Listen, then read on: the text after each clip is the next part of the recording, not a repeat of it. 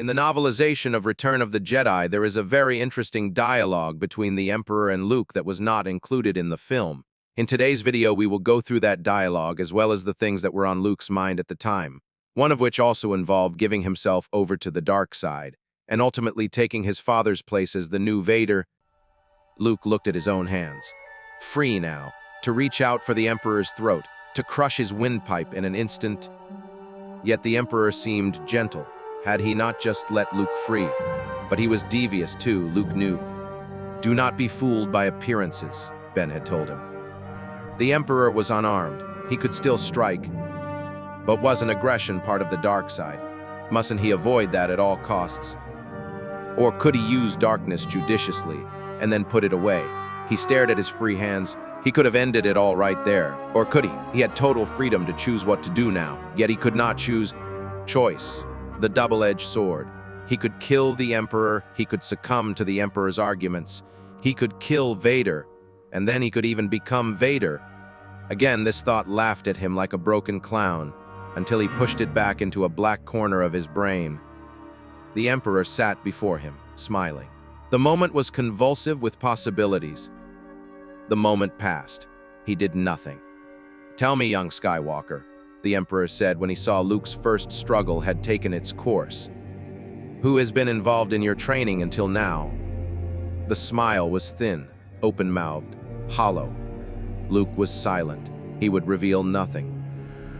"Oh, I know it was Obi-Wan Kenobi at first," the wicked ruler continued, rubbing his fingers together as if trying to remember, then pausing, his lips creased into a sneer. "Of course, we are familiar with the talent Obi-Wan Kenobi had when it came to training Jedi." He nodded politely in Vader's direction, indicating Bryn's without mar pupil. Vader stood without responding, without moving.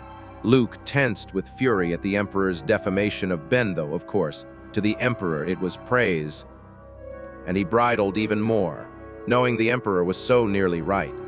He tried to bring his anger under control, though, for it seemed to please the malevolent dictator greatly. Palpatine noted the emotions on Luke's face and chuckled. "So, in your early training you have followed your father's path, it would seem.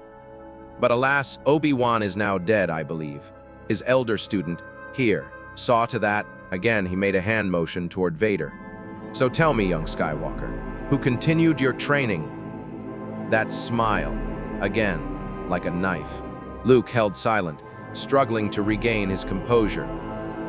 The Emperor tapped his fingers on the arm of the throne, recalling. "There was one called Yoda, an aged master Jedi. Ah, I see by your countenance I have hit a chord, a resonant chord indeed. Yoda, then."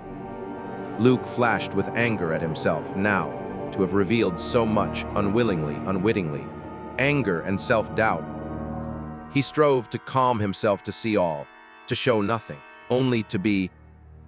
This Yoda, lives he still?